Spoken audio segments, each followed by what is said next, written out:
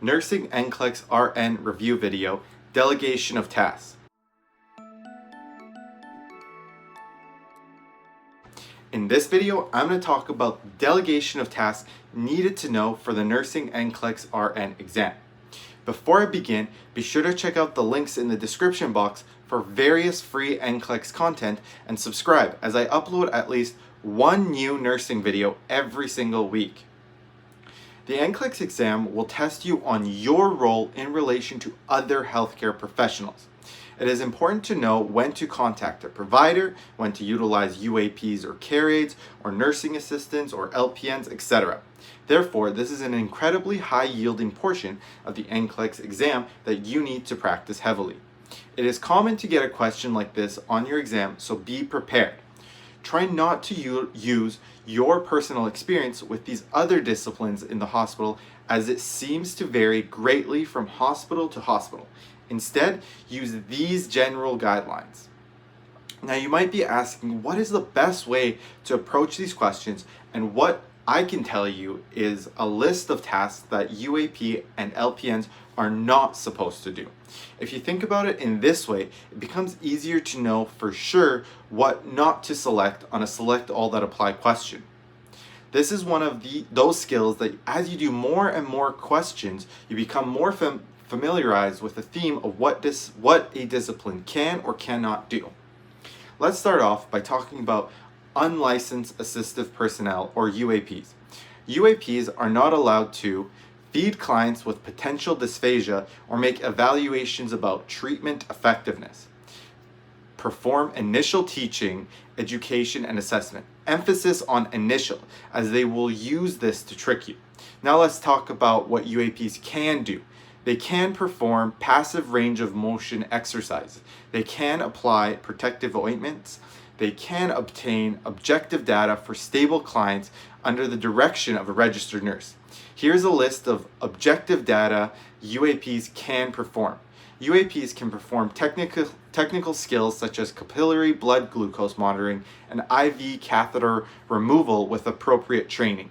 They can obtain routine, stable vital signs. They can document input and output. They can obtain patients' weights. They can help with activities of daily living, hygiene, change linens, and help place patients in positions. Before I continue talking about LPNs, these videos take a long time to make, and if you would like to see more videos like this, give me feedback by either giving it a thumbs up or a thumbs down.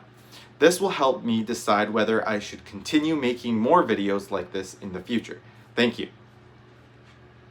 LPN duties include monitoring RN findings, reinforcing education, routine procedures, think of catheterizations, most medication administration, ostomy care, tube patency and enteral feeding, and specific assessments.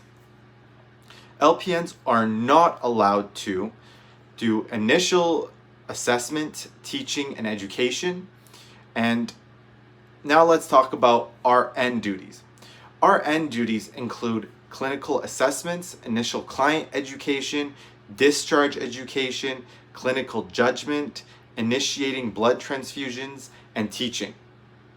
Other important facts about delegations are, although these tasks could be performed safely by an LPN, underutilizing a UAP would be an ineffective use of resources. Therefore, if a situation has a UAP and an LPN, make sure UAPs does what a UAP can do and an LPN does what an LPN can do. Basically, try to be effective in utilizing both UAPs and LPNs. For example, routine activities of daily living, such as positioning, are generally suitable to be delegated to an unlicensed assistive personnel. Obtaining weight may be done by a UAP. However, other activities, such as catheterizations, can be given to an LPN. Lastly, for this section, I think it is also important to quickly talk about triage. Patients that require triaging is one of the many roles of a registered nurse. Being able to triage patients based on type of injury suffered from natural disasters in particular is what the NCLEX requires you to know. It can come up on the NCLEX, and therefore it is important for you to have a general idea of what to do in these cases. I will try and simplify it so that it becomes easy to understand and apply. Emergent: red, shock, compromised airway, unstable wounds such as uncontrolled bleeding, chest trauma such as tension pneumothorax, myocardial infarction, strokes. Urgent: yellow, fractures with pulses, large wounds. Non-urgent: green, infections, minor cuts, scrapes, or burns, closed fractures. Expectant, which is not adequate for life. Black: pulseless, no breathing effort, neurological trauma, spinal cord injury, etc. Large burns, greater than 65% of total body surface area. Pay particular attention to compromised airways in red and fractures that could land in yellow or green. Some examples of compromised airways are severely altered levels of consciousness or adventitious noises that could be presented as stridor.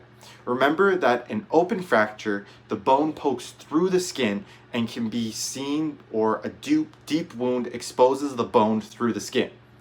Closed fracture, however, is where the bone is broken but the skin is intact. Think of red as high probability of a positive outcome if the patient receives medical interventions quickly. Yellow as treatment required but can wait for an hour. Green as injuries that require treatment but can wait greater than 2 hours. Black has a very low chance of survival with medical treatment. That is going to be the end of this video. Here's how to get to my website, simplefitnurse.com, for free NCLEX content. Thank you for watching, and in my next NCLEX video, we're going to talk about isolation precautions for the nursing NCLEX RN exam. Hey guys, just thought I would show you how to get to my website. All you got to do is go to Google and search Simple Fit Nurse, or you can go to your web browser and search www.simplefitnurse.com. In my website, I have free ebooks that I've created.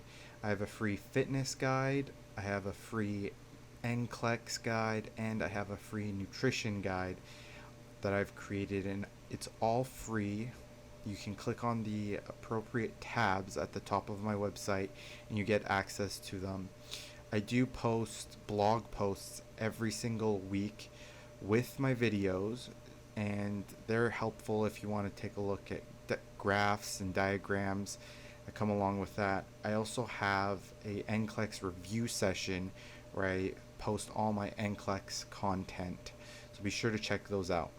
Also, if you're interested, check out these videos and be sure to subscribe for more content every single week. Thank you for watching, and thank you for making it till the very, very end. I appreciate it. See you next time.